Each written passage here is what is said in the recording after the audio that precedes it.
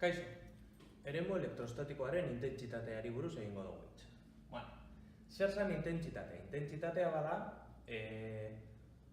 masa edo karga edo danadalako unitateko sortzen den erakarpen edo alderapen indarra.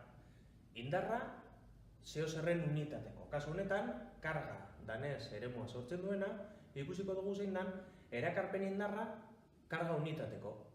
Eremua sortzen duen kargak sortzen du inguruan eremu horretan sortzen du erakarpen indar bat. Eta hortik joaten dan edozein partikulak, edozein kargaturik dagoen partikulak, erakarpen hori nabarituko du. Erakarpena nabaritzerakoan interakzioa dago, baina eremu elektrikoaren intentsitatea eremuaren ezaugarri propioa da. Eta hori da ikusiko duguna. Esaten badugu, badela indarra karga unitateko, intentsitatea izango da KQ. Zati karga, geldituko zaigu, eremuaren intentsitatea badela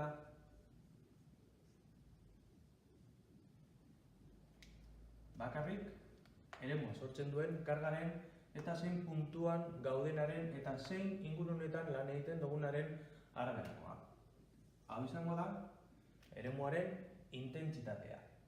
Eta orain, baldin badatorkigu hortik karga bat, interakzio bat nabarituko du. Hau da, ezaugarri propio bat, ezaugarria, bai? Eta orain interakzioa.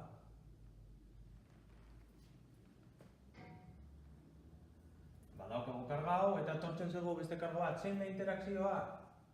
Karga honek sortzen duen intentsitatea bider datorkigun karga izango da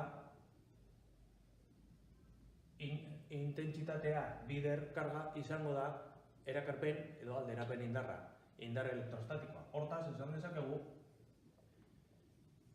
karga batek sortzen duen indar elektrostatikoa izango dela eremuaren intentsitatea bider karga hori. Zergatik? Eremuaren intentsitatea badelako